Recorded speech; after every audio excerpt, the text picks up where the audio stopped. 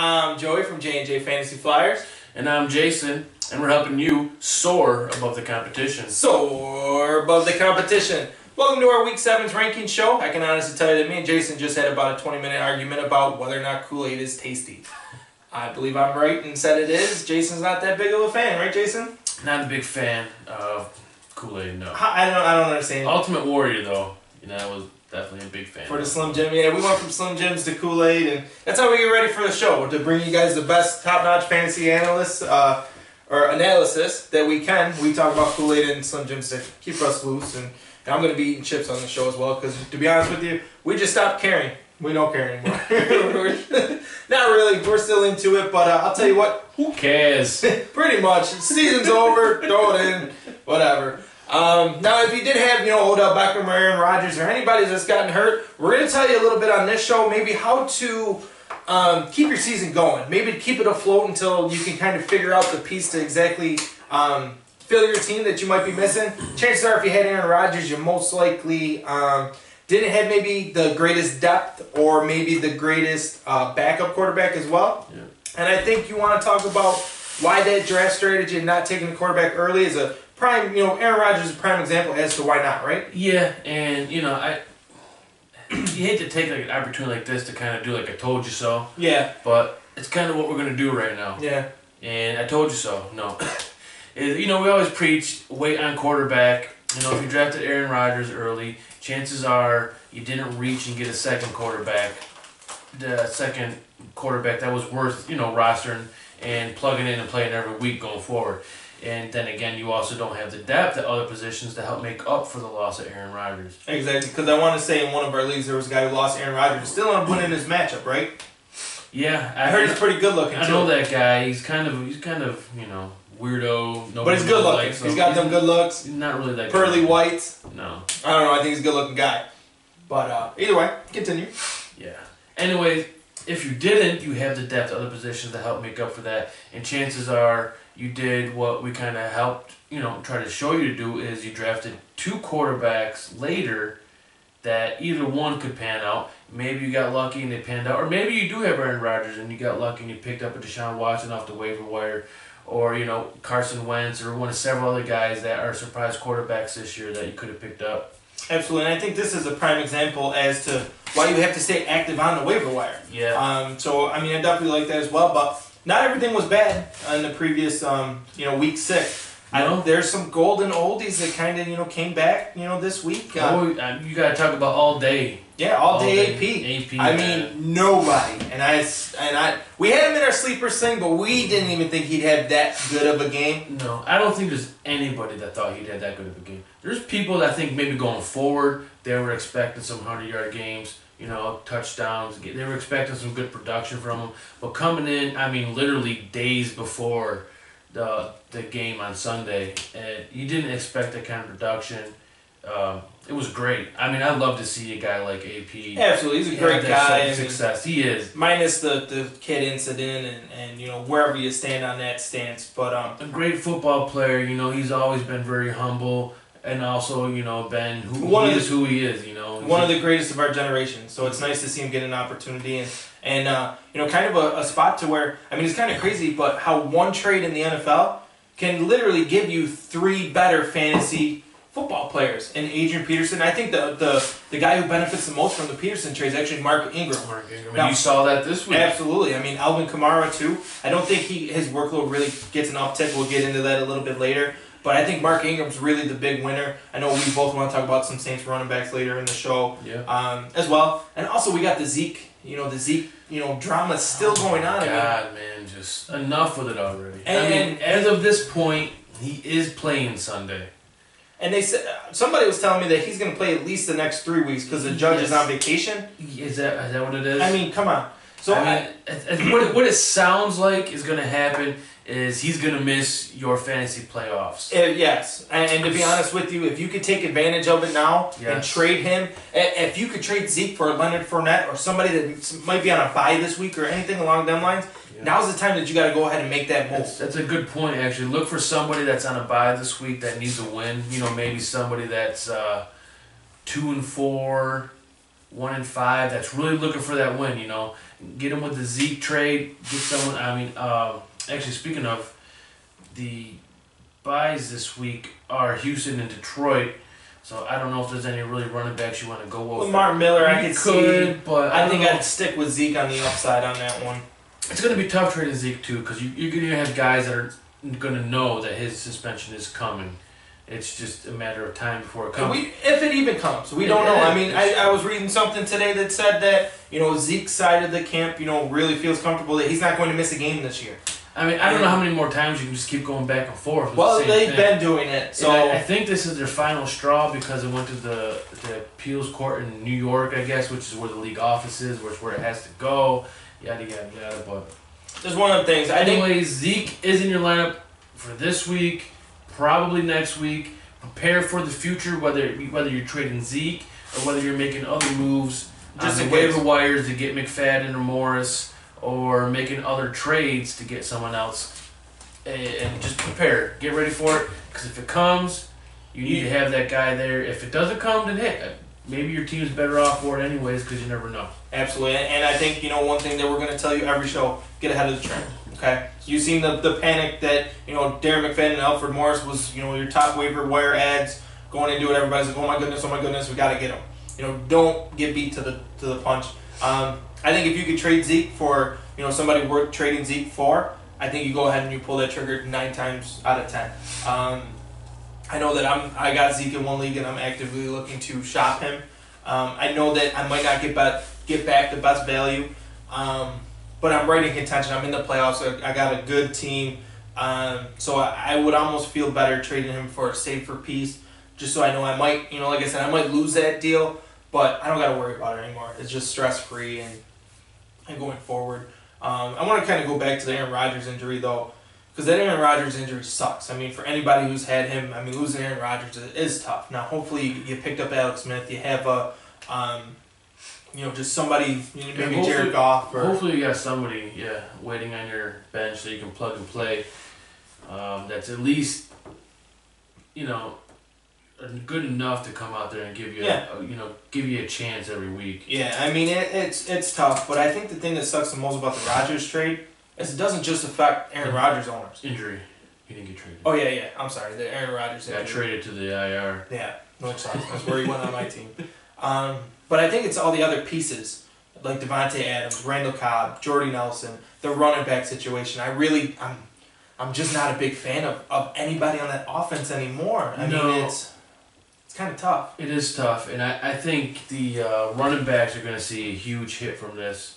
They're not going. They don't. I think they suffered the most. I think so too. They don't need to respect the pass like they did with Aaron Rodgers in there. I think Martellus Bennett might actually be the only beneficiary in this incident, just because a quarterback coming in tends to lock in on the tight end. It can be their safety valve. And I think Jordy Nelson, he's only had 8 games without Aaron Rodgers. I think Randall Cobb's almost the safest wide receiver to play. I think he's going to be safe, too. I think Devontae Adams or Randall Cobb, any given week could be either or. You never really know. But I think Randall Cobb is going to have a safer floor. I think he's more across the middle, shorter routes. I'm not sure if they're really going to push Hundley down the field. I really don't know what to expect. I've never seen Hundley really in action. I don't take what happened in Minnesota for anything. I don't take it. I don't put any stock in what happened. That's the thing. Just because he wasn't prepared. Come on. No, yeah, he just thrust in there. And in case you didn't know that, Hundley will be the starter for the rest of the year, according to the coaching staff as of right now. And they can go back on what they say at any minute. They're not bringing anybody in. Like he said, he goes, I got 3 years in Hundley. I got 2 years in Callahan. That's Aaron Rodgers' team. They're not. I don't see them bringing in a Kaepernick or an RG3 or anybody like that. Even though we were joking at work and saying, hey, Johnny Manziel, imagine that. No. But no, I definitely agree. But we're gonna get into some quarterback guys, and maybe we'll have a couple later round guys that you can pick up in case you are searching for Aaron Rodgers' replacement, or maybe you got Watson on a bye, or Stafford as well. Jay, we're going to let you kick this one off here with one of your, what do I want to say, roller coaster quarterbacks over the past couple weeks. Guy you're high on, you're not on, hot, cold. Actually, not really a roller roller coaster quarterback, to be honest. He's been fairly solid, and it's Dak Prescott. I think I talked about him last week or the week before. Really just this week, I really like him this week going against the 49ers defense. I mean, they're 24th against giving up points against quarterbacks. And, I mean, Prescott is averaging just under 3 touchdowns a game. He's probably, I mean, Zeke's going to be in this week, but going forward, you know, speaking on the terms for the rest of the year, when Zeke's out, he's probably going to see a bigger workload just because, you know, the other running backs aren't going to be able to produce like Zeke can, which I think can be good for him, but I mean, maybe it's not good. I think it's a positive thing. I think maybe he might even see more workload while Zeke is still there for them trying to prepare for the fact that maybe Zeke is gone. That said, also, he's averaging, 3 carries a game for 25 yards, which gives you that baseline of points every week. And he's always, he's always eligible to run one in for a touchdown. And they're coming off a bye, so 2 weeks to prepare. San Francisco's not that great. And they just got rid of one of their best linebackers.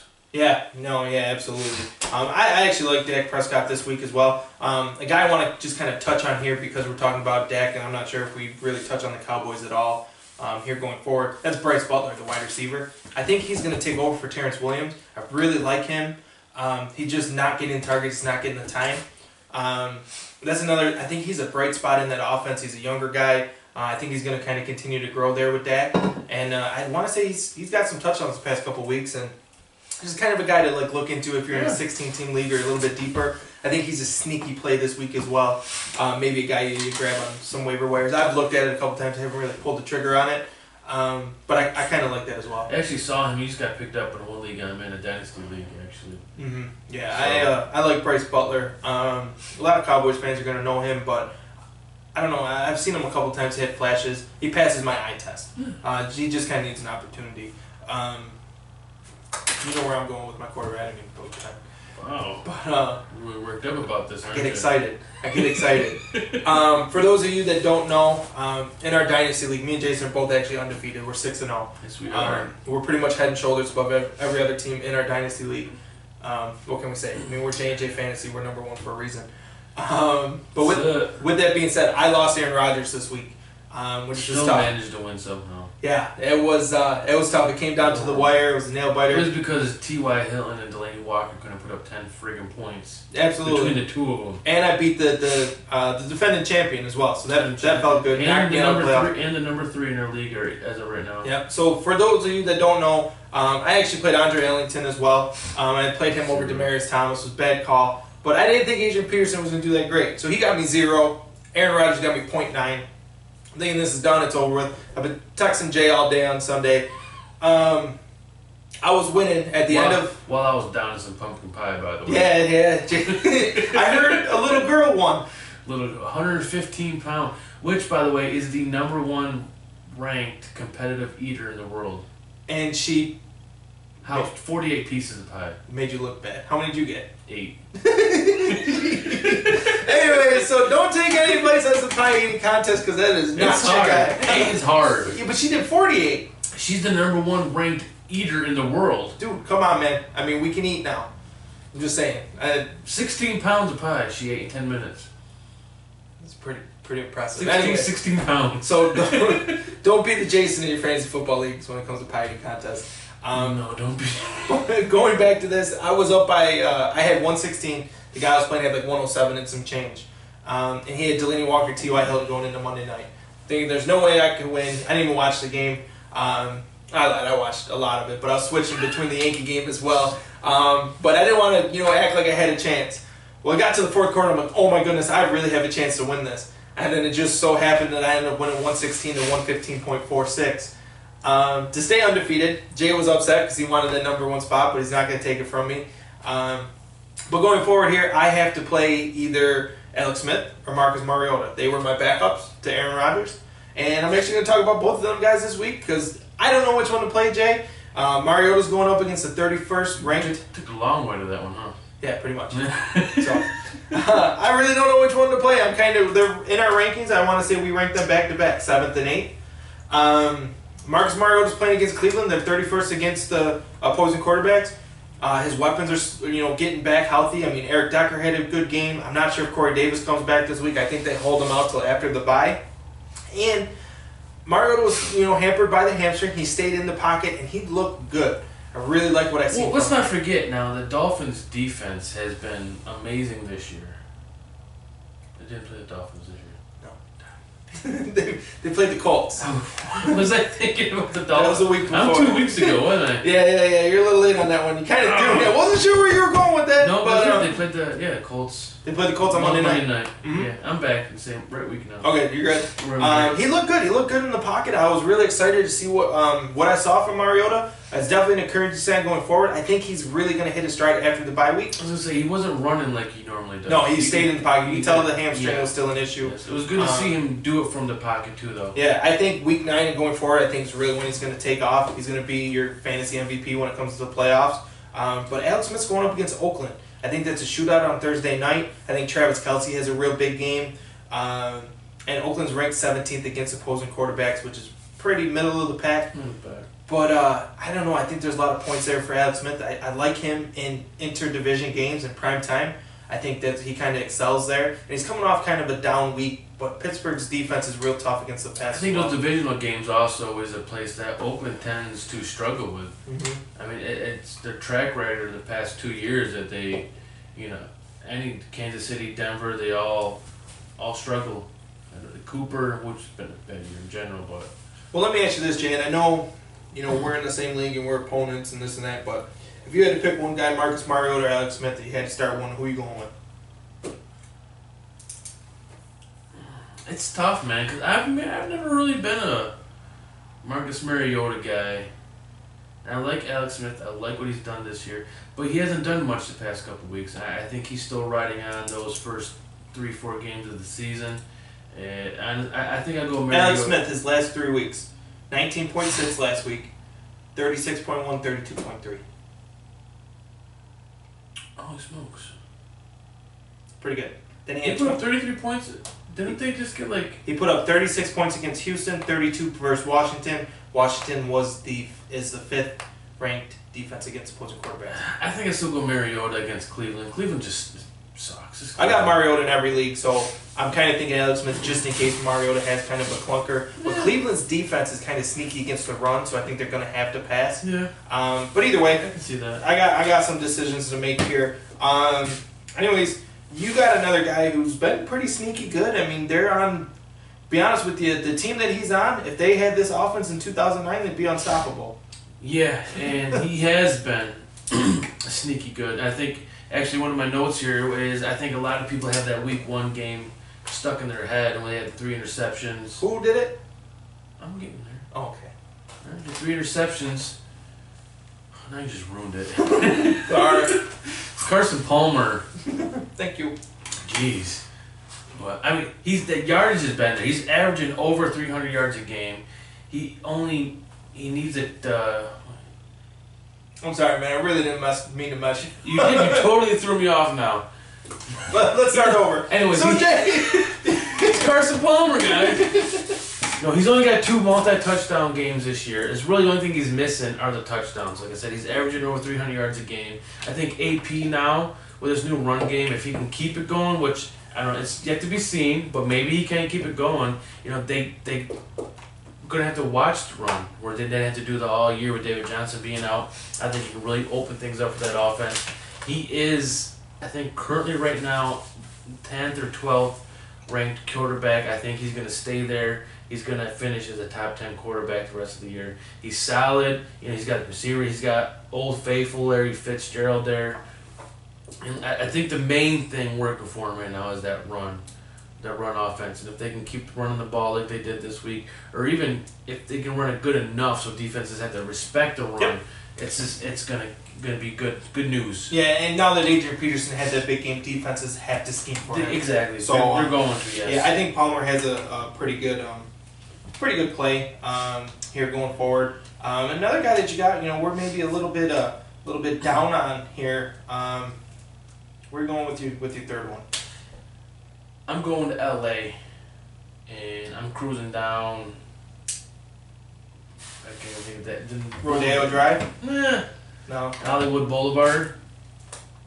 Anyways, Phillip Rivers taking on the Broncos this year. What sounds like a bad matchup on paper, when really it's not that bad. I mean, he put up 3 touchdowns against the Broncos in Week 1. The Denver has really been more stingy against the run and the pass this year, which is completely opposite compared to last year. And besides the 1 3-interception game that Rivers had this year, he really hasn't had any dud games that have killed you. I think he's a solid play. He hasn't been horrible. And like I said, I mean, he's already ripped apart that Broncos defense. And the Broncos defense has allowed at least 1 passing touchdown every single game this year. I think we're both scared on Phillip Rivers here a little bit. I think he's way down on a lot of people's ranks, including ours. Yes. We didn't even put him on the list. That's kind of how crazy it is. But I think if you're down that low and Rivers is there, I just think maybe temper expectations a little bit. I mean, I think if you're looking for somebody to maybe fill that spot for Rodgers, go ahead, throw him in. If you can pick him up on waivers, I mean, you could trade him for almost you could trade for him for almost next to nothing. Especially this week. Yeah, I mean, nobody is looking to start him this week, and I think he's a decent starter. I would say that Phillip Rivers is our sneaky play of the week. Yeah, fair enough. Yeah, I mean, he's in our sleepers. Yep. And I definitely think he's one of the most sneakiest plays of the week because nobody's looking to start him against the Broncos. Exactly. I mean, let's be honest with you there. I'm going to go a little bit deeper. He's actually did make our rankings this week. And it's one of my favorite guys out of college. You know, obviously he wasn't the big name. But he's getting the start. Kyle Shanahan's offense drafted by Kyle Shanahan himself. That's C.J. Beathard. Oh, I'm going to say Kyle Kaepernick. No, I don't think he's on a team. Not that, you know, there's any attention brought to that or anything. I don't even know if he's in the league or not. Yeah, I'm not sure what's going on. Yeah, well, what can we say? Huntley, right?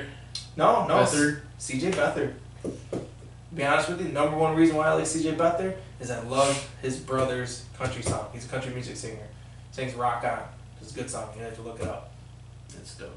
No, it's actually pretty cool, man. Just think about it. The Beathard family, the parents, they're set, man. They're good to go. Their retirement paid out. You're right on that wave. Yeah, they're just right there. And but no, I like C.J. Beathard. He came out of Iowa. He's going up against Dallas. I thought he was one of the most pro-ready quarterbacks in the draft, him and Nathan Peterman. I didn't think he was going to be worth anything in a dynasty stash, just in case. But now I think it's going to be his show for the rest of the year. And I think San Francisco's playing for a quarterback in next year's draft. So, hey, let's see what Beathard has, and I think they're really going to unleash him. I think that's an uptick for Kittle, for Garcon as well. I think Carlos Hyde gets traded. I really, really do. You think so? Yep. I don't think he's going to be around. I don't think they're going to re-sign him next year. Well, not to interrupt you, but we have Breida in our sleepers this week. Breida, whatever. Pretty much every week we have him there. Yeah, because, I mean, they wrote him last week. They're playing the hot hand or whatever they want to say is going on. And I don't know. I mean, I could see him phase Hyde out. Mm-hmm. And it's going to be, you know. But at the same time, if they're going to try and trade him, I think they're going to try to feature him so they can sell him to another team. Yeah, absolutely. No, I agree. I think Matt Breida is the guy that you want to get early while you can. We've been saying that for, I think, about, week we're in 7? Yeah, we're week 7. So 7 weeks. 8 weeks. Yeah. We talked about it in the Dynasty special. I know Yeah. that. But yeah, I think C.J. Beathard, he's a sneaky play this week. I just think there's Dallas doesn't have that much tape on him to really know what he's about. He's coming in this first week to prepare as a starter. I think he has 2 touchdowns, maybe 220, 230 yards. I think it's a shootout. I think Dallas really kind of blows them up early. I'm not scared of Dallas defense. That's the only thing that I have, really on that. Sneaky play, if you're down that low, if you are scared of maybe the Phillip Rivers matchup, or you got Deshaun Watson on a bye, or anything like that, or you had Aaron Rodgers. I think this is a sneaky stuck in play. a pinch with Rodgers, and throw Beathard in this week and Yep. see what happens. I'm gonna go out on a limb. Okay, real big limb. I'm gonna say bold prediction. Bold prediction. Oh boy. I think C.J. Beathard outscores Tom Brady this week. That's pretty bold. That is bold. Yeah. Anyways. 2 running backs. I'm not gonna dwell on that one too long. No, I'm just saying. I like the matchup. I think Atlanta has something coming for New England. Obviously, you got to play Brady's in your top 5 quarterbacks. If you got Brady, you're going to start him. Yeah. But don't be surprised. And hey, we'll be here in week 8 for Jason to tell me I told you so. I mean, what were the top 5 scoring quarterbacks a couple weeks ago? What was this? It was like, oh my God, it was a bunch of nobodies. I think Brady was mixed in there. It was Watson's first breakout. Man, I mean, it can happen. Is my point is Watson, Smith. Yeah, I mean, it could definitely happen with when you least expect it for somebody to come up and put up major points. Yeah, I mean, definitely. I think Sam Bradford was in there too, as well. But going forward, I think running backs here. I don't know. I think I'll jump in and give my number one running back. Well, not my number one, but the first one I'd like to speak about is Mark Ingram. And we talked about it earlier. We talked about AP. The more beneficiary of that is Ingram, and I think it's pretty obvious. With his 150 total yards last week and 2 touchdowns, going against Green Bay with Rodgers out, I think they could be up early in this game, and it could be a good positive game flow for Ingram, getting a lot of touches, just being in the game, because they don't like to hand the ball for Kamara for some reason. He's pretty much strictly a receiving back. But when they do hand the ball off to Kamara, he's actually my number 2 running back, but I'm going to jump into it real quick. Kamara's averaging 8.1 yards per carry. Yeah, but how many carries, you know? Not exactly. It's real small sample size, but still, that's not bad. To piggyback off yours, Green Bay is giving up the 19th most points to opposing running backs. I would say that Kamara's a PPR play. Mm-hmm. Ingram is still a solid play in both leagues. Yeah. But I think he gets an uptick in standard just because Kamara is going to vulture some carries. Mm-hmm. But I want to say we both kind of thought that Kamara would get maybe more looks with Adrian Peterson getting traded. He actually had one less than the week before when Peterson was there and Ingram was there. So that means all them carries are going to Mark Ingram, which is good. Well, I think the same thing happened in this game is they got out ahead early against the Lions, which I think is going to be the same type of situation against Green Bay. And I think maybe that was, Ingram had over 20 touches, which is not very, doesn't happen very often for Ingram. No. I think they need to make that a point. I don't know why they don't. Is Ingram so good, and Sean Payton just hates Mark Ingram for some reason. I don't know, but hopefully they keep. Yeah, they go. Maybe this is a thing, and they just keep doing it. Either way, I think it's a good play against Green Bay. I think they both are. I think Ingram and Kamara. I think Green Bay is going to be kind of distraught without Rodgers. I think Drew Brees has a really good week. He's our ranked number 1. Yeah, we ranked him number 1. I like Drew Brees. I like Kamara. I like Ingram. I think you play all your Saints this week. But I want to touch on one guy that we really don't talk too much about because, what can we say about the guy? He's the number 1 running back. We don't talk too much about some of the guys because we know what they are. Mm-hmm. But I'm going to talk about him. Le'Veon Bell. Bell. Is Le'Veon Bell. He won me the week. You plug and you play him. Yep. He's going up against Cincy. They're 11th against the run. However, he's back. I've watched Le'Veon Bell the past 2 or 3 years. 32 touches? 32 touches, I believe. He's tough, man. He carried the ball 32 times for 179 yards and a touchdown, and caught 3 of his 6 targets for 12 more yards. So really had 35 so touches. I like it. He's averaged 5.6 yards per carry against a stingy Chiefs defense. I want to say they're in the top 4 against running backs. He looks like the Bell of old. I think, he's in there. He's in shape now. He missed a training camp. They're going to unleash Bell, and I think that's when Pittsburgh's offense is his best. They're definitely transitioning away from Big Ben.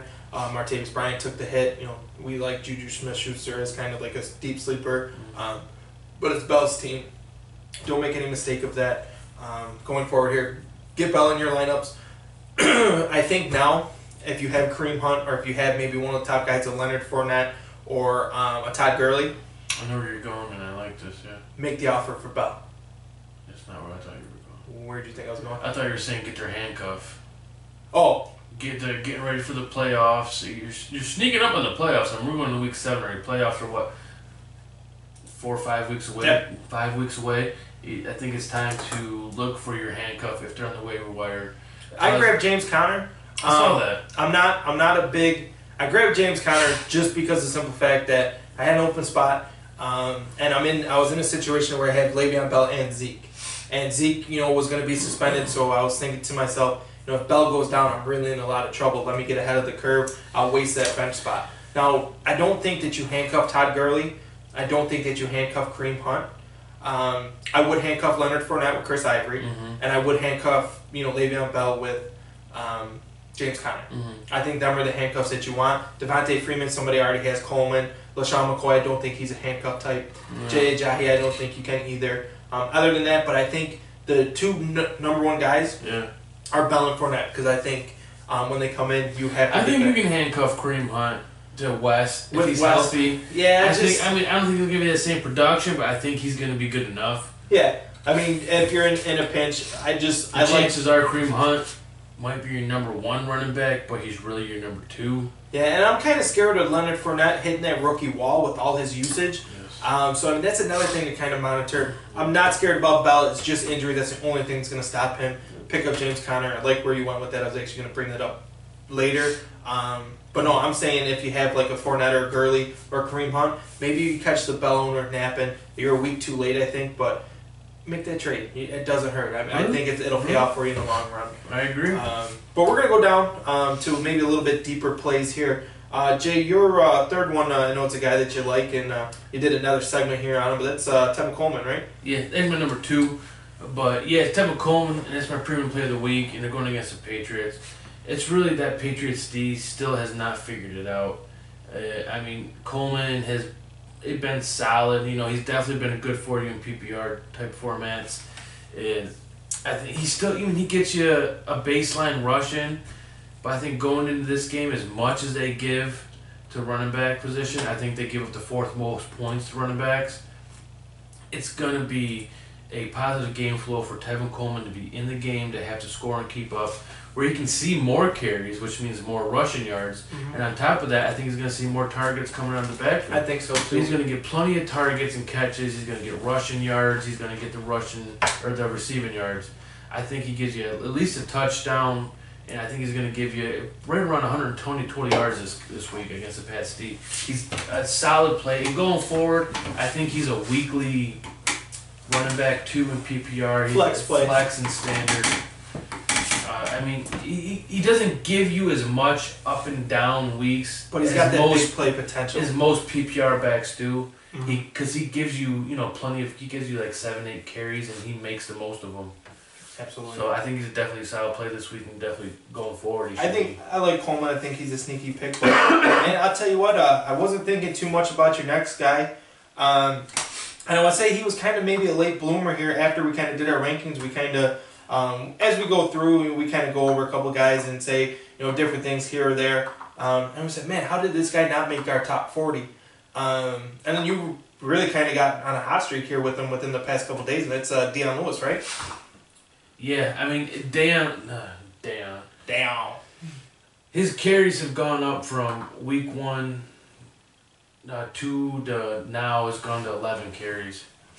I mean, Gillislee has been pretty much not really effective between the 20s. I think he's still going to be the goal line back.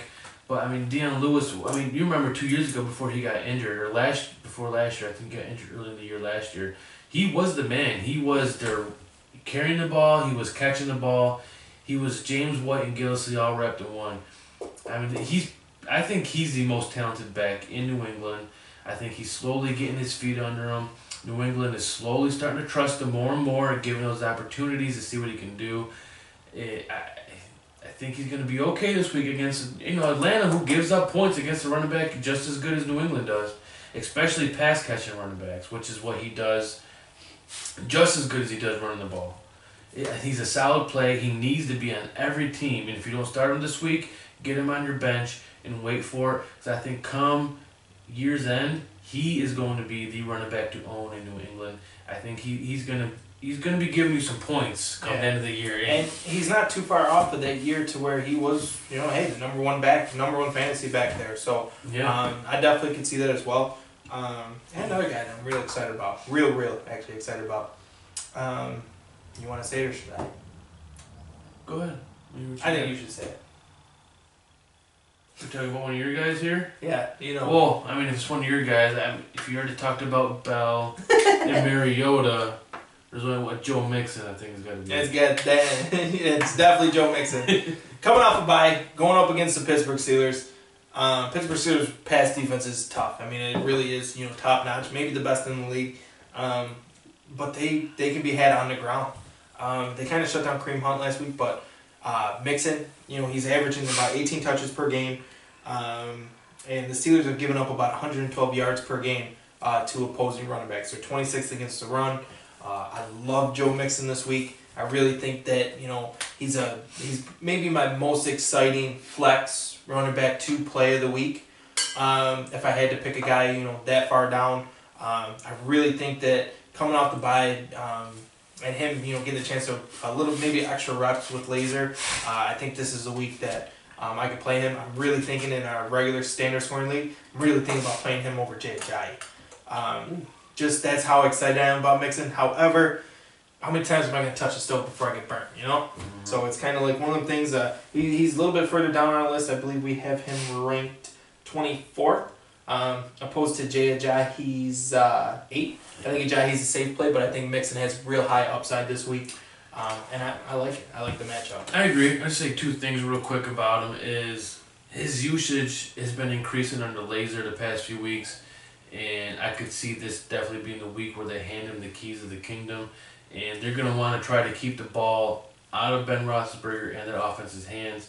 So I could definitely see them trying to feed Mixon to help control the game clock and help keep the ball out of their offensive hands. I think it's a good pick. I don't know if it's going to pan out, but I definitely see where... We like the upside of this. Yes. Just to give you another little stat here, the Bengals, over their past 2 outings, no other running back has averaged or has had more than 5 touches. So it's basically, it's good. Trending to Joe Mixon. Yeah. I mean, Bernard's going to get his. I think Hill might get some goal line work, but I think it's all about Joe Mixon here.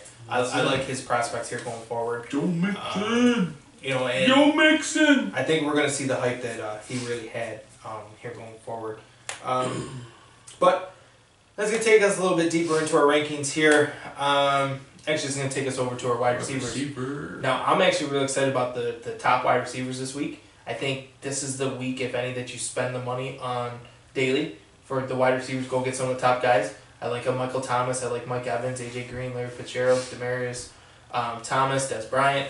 I like all them guys. Also like your guy that you kind of have. I'm kind of, a little bit on the fence. I might be a little bit lower than you are. Yeah, I think you are a little lower than me, and I'm not really backing off of Jordy Nelson at this point because Aaron Rodgers is out. And it's really like this. He's had 8 games without Rodgers in his career on Green Bay, and his numbers across the board are pretty much around the same. They're similar. The only thing that really is he sees a drop in touchdowns, which you expect to see because Huntley's not coming in and throwing 40 touchdowns a year. Not going to happen. But, his receptions, his target, I think his targets actually went up. His receptions, I think, might have went down or around the same. His yardage was around the same. I think this week specifically, going against the Saints, are going to be a good matchup for him, and they're going to need to pass to keep up with the Saints. I think it's a positive game flow. It's a good matchup. I think everything is working in his favor this week to put up Jordy Nelson type numbers. I got to stop you right there. I got a quick question for you. You don't like grape Kool-Aid? I don't like Kool-Aid in general. Why? Why? That's like un-American, I feel. No, what do you drink? Water. So you would rather have water than Kool-Aid? You got 2 children. 3 now. I keep forgetting about the third one. 3. But what? They drink water. They don't drink Kool-Aid? I don't give them Kool-Aid. We don't buy Kool-Aid. What about Crystal Light or anything like that? No. Nothing? No. Man, that's weird. Anyway. Capri Suns, we'll buy them. Okay, I can see the juice boxes. But no Kool-Aid? What about Kool-Aid Jammers? Yeah. Kool-Aid Jammers or Capri Suns. But Kool-Aid Jammers we don't even buy a whole lot. Oh, really? It's mainly Capri Suns. Remember Tang back water. in the day when they had Tang. That's some good stuff. Give me some of that Tang. How many fantasy football shows are you going to hear Tang on it? So, next week we're going to have a Tang segment of the play of the week. Give me that Tang. That's good stuff. But anyways, not to get off track, Jordy Nelson, I think he has a decent week. I'd like to give him a week to see really what's going to happen. I'm not drinking the Kool-Aid. You can give him a week all you want, but you're not benching Jordy Nelson. Especially against the Saints. I can see his situation. Who are you benching him for? I don't have Jordy Nelson. I know, okay, but say you do. Who are you benching him for? I would play.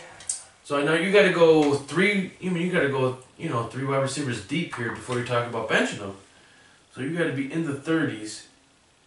I'd play Marquise Lee over Jordy Nelson. Would you? I think so. Maybe not. Parker. Pryor. If Parker plays, Pryor is on my hate list. So is Mark Cooper. Aguilar. I think Robbie Anderson has a better week than Jordy. Alshon Jeffrey. Rashard Matthews. See, I don't know about that. I don't know, man. Sammy Watkins, Robert Woods, Alan Hearns, Mike Wallace. Yeah, probably none of them. But I don't know. I'm just kind of scared of Jordy Nelson. I get it, man, but I'm not starting any of these guys over Jordy Nelson. I hear you. It's just, I don't know.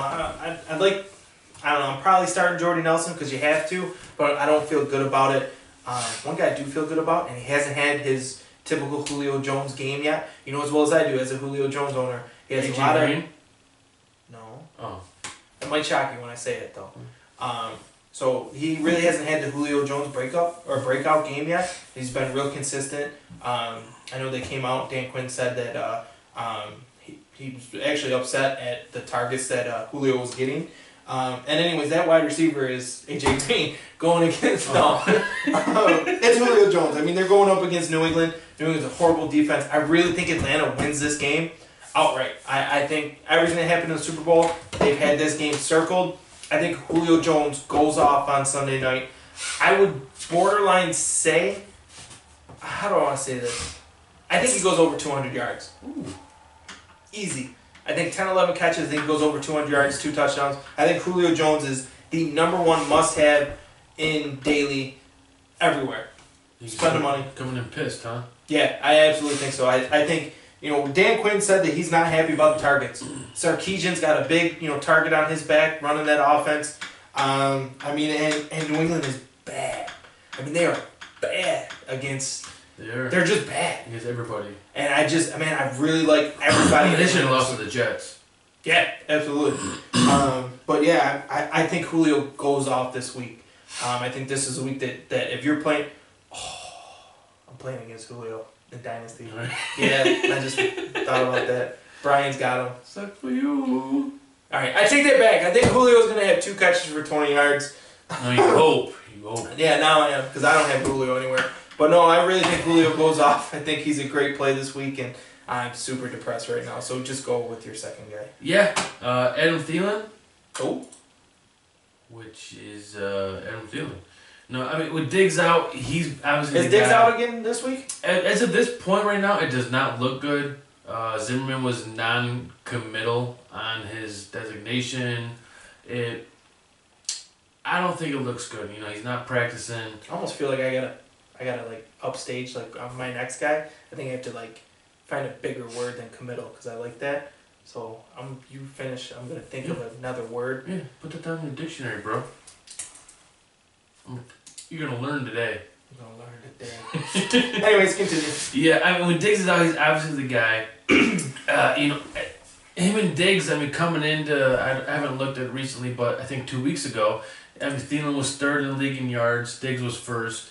So the yardage between them two isn't far off. The only thing is Thielen hasn't had the touchdown. He's got 0 touchdowns this year, and that is gonna start to, go towards the league average. He's not gonna keep going without 0 touchdowns. I could start seeing him having a couple games where he's gonna put up a couple touchdowns per game. He's gonna end the season with probably 6 or 7 touchdowns, and all that coming on, that second half of the year means he's gonna have some big games. I'm playing against Jordy Nelson too. You're in for it, bro. Yeah, it sucks because Julio's probably going to put up enough points for both of them. Anyways. So, I mean, if Diggs is out, Thielen is the guy. If Diggs is in, I mean, I don't even know if it's 100%. Even if he is 100%, I think Thielen's the wide receiver #1. He's still a solid play. If Diggs isn't playing, if he is, I think he's a high-end wide receiver too. Yeah. Just maybe temporary. With one upside. I think he still has the upside because I think he could start giving those touchdowns that he hasn't had. Mm-hmm. I like him better than my guy. To be honest with you, I like everybody better than my next guy. It's been tough to own this guy. Now, I'm going to be completely honest with everybody in the fantasy world. This is the last week. Okay, I keep saying this, but this is the last week that I'm going to give Amari Cooper any sort of recognition. Are you starting him? I am starting him this week. Everywhere that I have him, which is not many places. But I have him in 2 dynasty leagues and I benched him. In both? Yep. He's going up against Kansas City. Kansas City's 30th against opposing wide receivers. He had 5 catches last week, tied his season high. They did just give up a lot of points to Antonio Brown. It's my Hail Mary play of the week. To be honest with you, I'm starting Cooper because I have no other wide receivers. I lost Odell Beckham. I really don't have a choice. I have to start him, but it's got to happen. As much as it sucks, I was gonna say the exact. I think word for word the same thing. It's got to happen. Yeah. It's coming. I mean, Amari Cooper's not that bad. He's really not. I don't know what's going on. I don't know if he has some injury that nobody's telling us about or what. They're not looking at it. All I know is I'm going to watch every play tomorrow or on Thursday night from the Chiefs Oakland game. And if you don't hear us talk about Amari Cooper next week, you know I'm done. I mean, and I know I'm going to be texting you the entire time. But get Amari Cooper in your lineups. This is the last time I'm going to say that. He's got a good matchup. He's the number 2 option there. Let's be real. I think this is the week that you have to play Amari Cooper. And Thursday night, I think it's going to be a shootout. I think they're really going to go, back and forth, trade punches. They did get burnt by Antonio Brown last week, but hey, you really can't compare the 2 wide receivers. And like I said, it's just my Hail Mary pick. It's my gut call. He's got to turn it around. What scares me, though, is if he doesn't have a big week, what's he going to do next week? I mean, that's the thing. And my end of it, I mean, I'm waiting for 2 weeks of good play. But at the same time, that's not Cooper's MO. His is not putting up solid. But he's also not production. this bad. No, that's true. That's very true. Don't get me wrong. If he blows up this week, then next week he comes back and puts up 5 for 65. I'm excited. Exactly. I think 5 for 65 is I think where he would normally be at when he's not in the big weeks, and I think it's a solid week for him. I still think Amari Cooper's somebody that you got to get, you got to stash, you got to keep. Yes. Don't trade him unless you can get some value for it. But I would take Adam Thielen over him. I would actually take your next guy. Or no, I'm sorry, I would not take your next guy. I was thinking Dez for some reason. I was going to say, really? Because I'll give it to you. Yeah, no. I was thinking Dez in my head for some reason. But it's a tough call on it. I like the matchup. It's Thursday night. Normally I'd say don't start guys on Thursday night, but I really think that this is going to be a high-scoring game, and I want to be ahead of that Amari Cooper trend. In my league, I don't have anybody else that I could play, so I have to play. You gotta do what you gotta Amari. do. So, jumping forward here, I got You got a guy, and at the beginning of the show, we said that we don't want to tell you that I told you so. Jason's got an I told you so moment. It's like a reverse I told you so. No, because I told you so. Yeah, it was Martavis Bryant. Who? Martavis Bryant. Who's he play for? The Pittsburgh Steelers. Has he played this year? Mm-hmm. And he was your must-have? He was on the top of my list going into this year. Let me clarify, too, that I have traded him wherever I have him. And that's what I'm here to talk about, is you need to bench him. Who? Sorry. Martavis Bryant. I'm just going to let Jason talk. Hopefully trade him to somebody who still believes he might turn it around. I really want nothing to do with Martavis Bryant the rest of this year and the mess that's going on in Pittsburgh. I mean, because he's demanding a trade.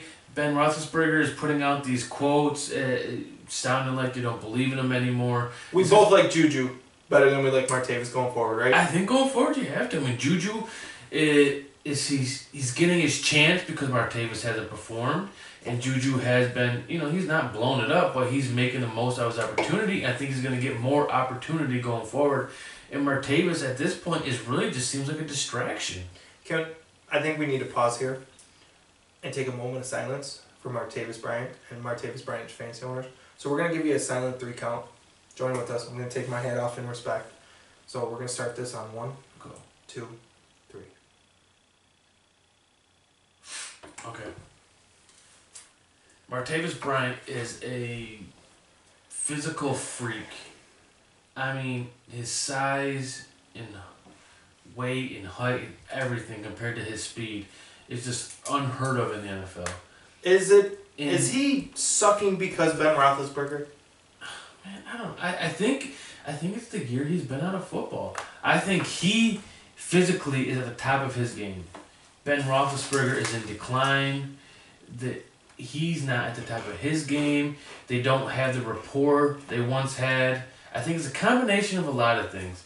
And I think if Martavis can go to a different team and start fresh with somebody, I think this year, no matter where he goes, if he goes somewhere, he's not going to be relevant. If you're able to get him and stash him for next year in the dynasty, or if you're able to come in next year, you can draft him probably super late next year. Now, you traded Brian in dynasty, right? I did. You were completely off the... I traded him straight up for Allen Robinson. I thought it was a good sell, kind of high, buy low. Yeah. Can't argue that one. And, I mean, I don't know if it's going to work or not. I just get away from Martavis Bryant in any way you can. If you can't sell him to somebody that still believes Is he droppable? Yeah. If you need the spot, yeah. Oh, was it? We should take another moment of silence. Especially with the buys. I mean, this week there's not too many buys. Nobody.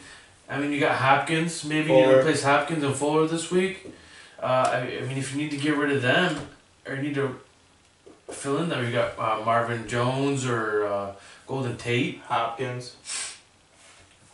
Who said Hopkins? He's on the buy. Yeah. Hopkins, Fuller. Yeah. Tate or Jones. Galladay. Galladay. Probably not starting Galladay. Anyways. But I mean, any of those guys, I think he's droppable. Yeah. Let me ask you this. My guy is Nelson Aguilar. Yeah. Would you play Aguilar over Martavis Bryant? Yeah. Every day of the week? Yeah. Mostly Sunday, though. I don't think you get much points out of it. I mean, if you're playing on Thursday. Yeah, I think at this point going forward, Aguilar is a better start than Bryant. Juju Smith-Schuster, Martavis Bryant the rest of the year. Juju. Okay. I can't say I disagree. I've never really been a big Martavis fan. But I agree with you. What do you say about Aguilar, though? I like Aguilar. Yeah, I mean, here's the downfall of Aguilar this week. They have Alshon Jeffrey, they have Torrey Smith. Okay, 1-2. Aguilar's a slot guy. However, he's caught 4 passes the past 2 games. He's put up 19 points, 15 points. He's got a touchdown both weeks. He's getting looks from Carson Wentz. Carson Wentz is arguably one of the hottest quarterbacks right now. Going up against Washington, Washington's 5th against opposing wide receivers. However, that number is skewed because when it comes down to the 3rd wide receiver, they actually excel against Washington's defense. Josh Norman's not there. He's not going to play this week. I think it's a sneaky play. If you're down low, I mean, Nelson Aguilar is ranked number 29th on our list. I think he's a great wide receiver 3 option, a flex option, something like that.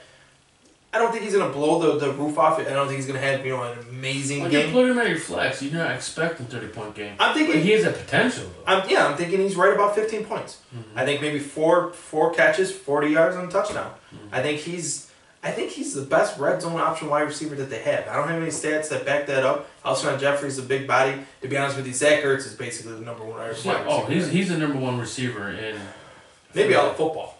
So honestly, I think Aguilar is almost startable over Jeffrey at this point. Yeah, I agree. I mean, I think Aguilar's a sneaky play. Mm-hmm. If he's still out there in the league, go ahead and pick him up. Yeah. He could win you a week. I mean, he was a 1st-round draft pick. Yes. 2 or 3 years ago. Yep, absolutely. Speaking of that, I want to go to a guy that I really like, and I think I like him a little bit more. We're going to tight ends. You know where I'm going. And I think I like him a little. You're stealing my guy. I didn't steal him. You dropped him. You stole my guy. And I picked him up a week before you were gonna. You stole him. You did, yeah. It was a week before I was gonna. And I didn't think no one else was on the same page as me. Yeah, but see, it's I've been following my guy for years. You drafted him as a rookie. I did, and I held on to him for 3 years, waiting for the blow up to happen. he went down the drain. Hold on, we're gonna give you guys at home a couple seconds to think and guess who we're talking about. He's a tight end. Jason had him. Now I have him. They don't know who I had. No, we've talked about him before. Oh, we've talked about pretty much every week the past 3 weeks. So anyways, if you get this question right, just comment on Facebook or on Twitter at Fantasy Football. They're going to just watch the video first. Yeah, anyway, well, either way. But, I don't know. I feel like I should let you say him because he's on my team. Oh, it's my man, ASJ. Oh? ASJ. Austin Seferian-Jenkins? That's him. Does Austin Seferian-Jenkins have a spot in my flex? Is he that good to where I can play him in my flex spot. In your flex? Yeah, not mine though. Boy. Let me tell you guys something. As we go forward here, me and Jason, we're both 6-0 in our Dynasty League. I don't want to get too cocky, but there's a good chance that we're both going to be 7-0 after this week. I got a tough matchup. Yeah. Isn't he like the second worst team in the league? I think he's like third, but his team's not bad. Let's see. He is actually the fourth worst, 2-4. So he's close. Man, his team's not bad. Anyways, I think there's a good shot that me and Jason could face each other. We face each other week 9 in our Dynasty. And I think... Hopefully for first place. Yeah, I mean, we could be 8-0. We both could be 8-0. There's a really good possibility of it. I mean, hopefully not. Hopefully you already lost by then, but... I don't know, and I can tell you, I'm actually going away on a vacation. So Jason's going to be doing the show. We're going to have a special guest here with him, helping him go through everything here with you. But Jason's... Matthew Berrien, and we're working on the second one, but I'm trying to get Ian Rappaport. Yeah, Ian Rappaport. But to be perfectly honest with you, Jason's going to kind of take over the reins, and he's going to control the Facebook and Twitter. And I believe you're planning on posting our matchups during the week and just kind of showing everybody as to what's going on Facebook. Just kind of see what's going to happen. Yeah. So let me tell you guys what's really going to happen. Jason's not going to post anything because I'm going to blow him out. You have a couple guys on the bye. I do. All my main important guys, Tom Brady, Keenan Allen, Adam Thielen. Who's your backup quarterback? I was banking on Andrew Luck being ready for week 9. Do you have another quarterback on your roster minus Andrew Luck? No. I did. I had Matthew Stafford, and I traded him for Andrew Luck. So guys, no, I don't. We're going to teach another strategy in fantasy football right here. And I'm going to give Jason every opportunity to catch ahead of the trend. But because I am gunning to beat Jason, I am going to pick up every available quarterback. It's going to give any depth anyways. So it doesn't matter. I'm going to pick them up. I'm going to pick up Beathard. I'm going to pick up Huntley. I'm going to pick up every quarterback that I possibly can to where Jason is going to be forced to pick up Matt Moore and hope that he takes over for Jay Cutler. ASJ. Who? ASJ. Austin Sperry-Jenkins? Yes. That's where we were. Back to the tight end. There you go. Basically, they're going up against Miami. Miami's 26 against opposing tight ends. To be honest with you, he's the 5th ranked tight end in football right now. He's getting targets. Been great. He's getting the looks. He's the best receiver on that team. Exactly what I was going to say. I got nothing else to say. Can't argue that point. My turn. My man Jimmy Graham facing the Giants. Giants are the worst in the league against the tight end, giving up 14.2 points. I know Jimmy Graham hasn't been exactly the guy you drafted. You were hoping to get coming out of the draft. But he is nice to see. He has seen an increase in productivity week to week. He's coming out of a bye, which could mean good things for that offense. I think you want to have Jimmy Graham on your team. You want to be a part of that offense going forward. They always figure it out. They're slow starters. Second half of the year, they always turn it on. Russell Wilson, Jimmy Graham, Doug Baldwin, they're all, I think, top 10 in their position going forward. If you can buy low now on Jimmy Graham, I think you need to do it before it's too late. And I think you still can buy low on him. And I would recommend it. It's a shallow position. So, I mean, if somebody has maybe an Austin Sperry-Jenkins and has Jimmy Graham on their bench, I think that's a guy that you could target. Yeah, I think I would hang on to ASJ and try to trade Jimmy Graham because I think Jimmy Graham is going to bring you more than ASJ. Just name value alone. And, if you can especially if Jimmy Graham has a big week this week. Exactly. If he does, sell high. I think he can give you that name value. And if you package him with somebody else, you can upgrade your wide receiver position or upgrade your running back position. I think it's a solid move. I agree. Another tight end I want to touch on real quick. We don't got any notes or anything on him.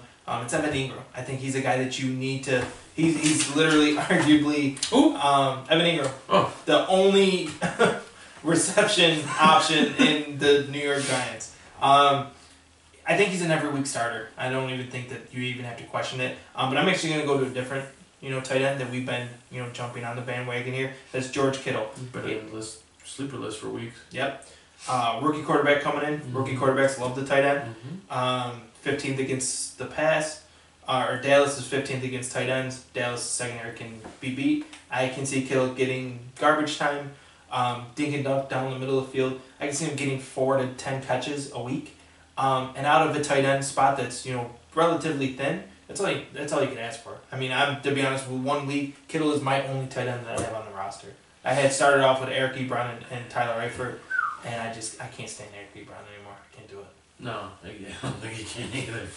Really, but I mean, Kittle's a good pick. Solid. We've been talking about him for weeks. I think he's an easy pick up and play.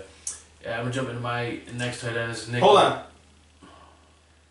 We're really gonna talk about a Buffalo Bill. Unfortunate. We've had a good streak.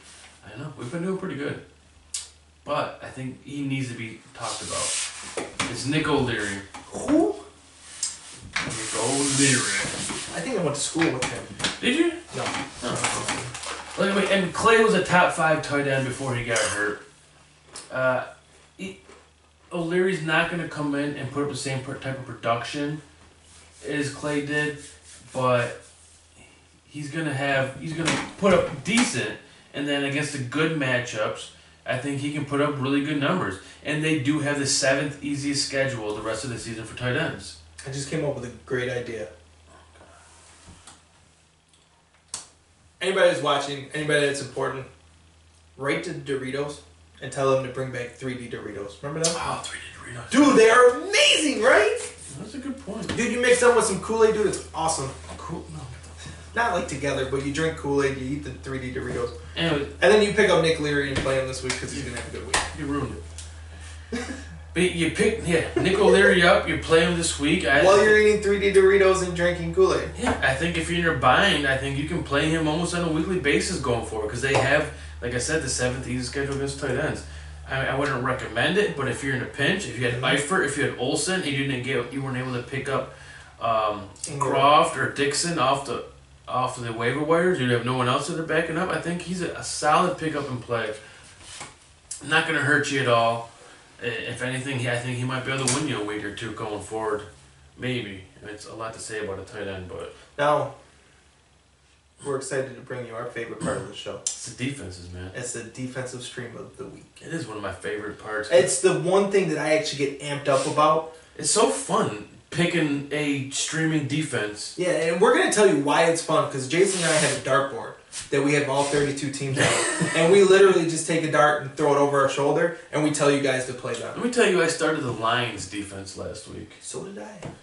And Against I the saw Saints. and I saw they gave up 52 points. And I was like, oh my God, I'm screwed. And then I looked at their score, and I'm like, oh my God, they scored 18 points.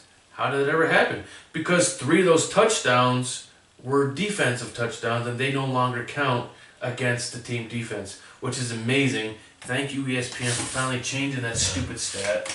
Yep. And going on from that game, leading into my defense streaming of the week, is the Saints. Going up against the Aaron Rodgers-less Green Bay. That's funny you say that. In my notes, I have Aaron Rodgers-less Packers. We're really becoming a team here. Team J&J Fantasy Well, let me Flyers. give you numbers real quick. Oh. Five sacks. Oh, we're getting numbers too with the Aaron Rodgers list. 5 sacks, 3 interceptions, 2 fumble recoveries, and 3 touchdowns. Last week? All last week. 1 game from the Saints defense. Too bad we didn't throw the dart there last week. I know. They will give up points. It's what they do. But they more than make up for it in turnovers and sacks. Their defense has been pretty tough all year. It has been very tough They're all year. real aggressive. They fly to And the like ball. I said, they'll still give up the points. They're not going to lock you down defense, but they will get sacks. They will get turnovers. It's something that they do that they're very good in. And in a league that doesn't give negative points for defenses, it's a solid play. I think absolutely solid play. That's the excitement that I've been looking for in Jason for the past 6-7 weeks. You're welcome. That was Let's talk about defense. That might have been the best analysis that I've ever seen out of any fantasy football anchor anywhere. Actually brings a tear to my eye. Here I come, ESPN. Yep. Coming for you, Matthew Berry. Yeah, Matthew Berry. Speaking of which, Let's talk about Matthew Berry. best wishes to Matthew Berry. You see that he had like a heart attack or something while he was filming one of his shows? I did not. Are you serious? Yeah, I was reading his love-hate, and best wishes. I mean, I know this is kind of a week late, but I didn't see that. yeah, he looked like he was real good. Last week when I was watching, his shows that he had, but we definitely want to, say, hey, best wishes and we wish you the best here going forward. The article that he wrote was actually kind of a great read.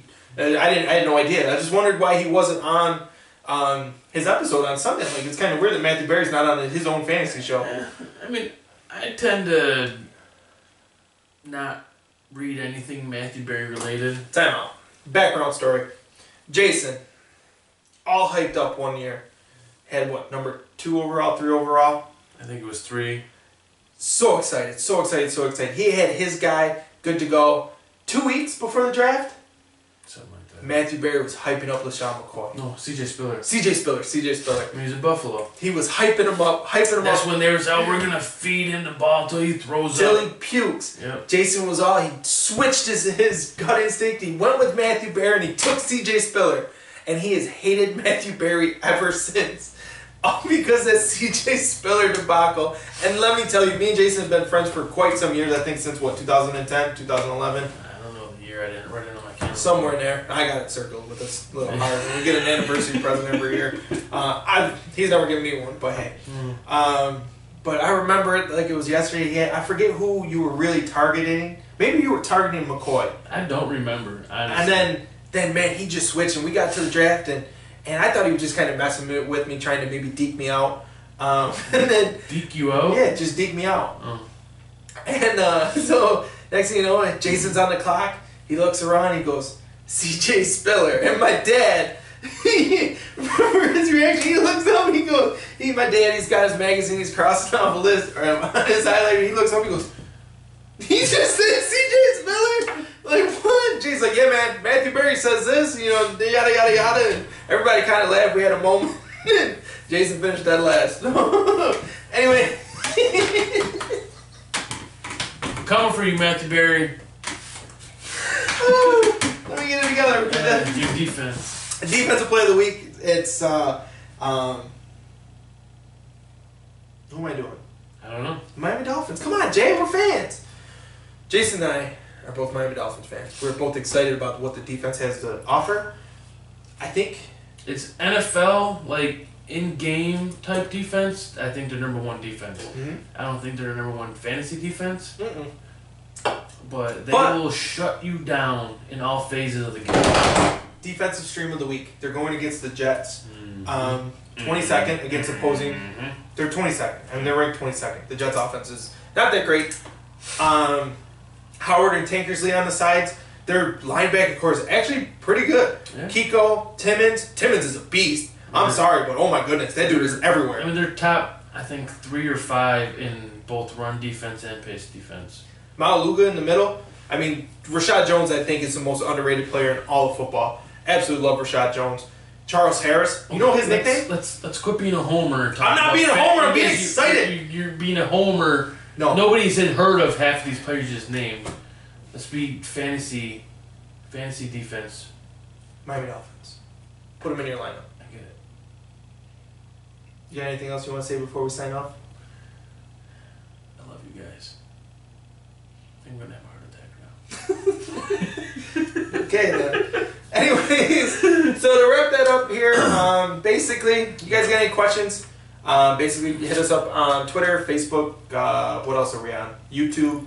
Yeah, subscribe to our YouTube channel. I guess I didn't know that was You can email us. Yeah, we do have our email on our website. Jason at Fantasy Flyers and Joey D at fantasyflyers.com.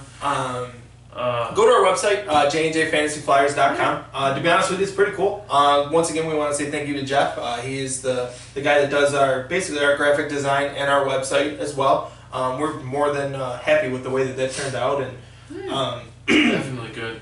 Great surprise. Also, that's where you're going to be able to find our podcast. I know you guys don't want to look at our ugly mugs here for an hour. Yes, you can go to our website and download the podcast. So you can just plug us in your ear. You don't have to look at us. You don't have to sit in front of a screen for an hour and listen, watch, whatever. You can.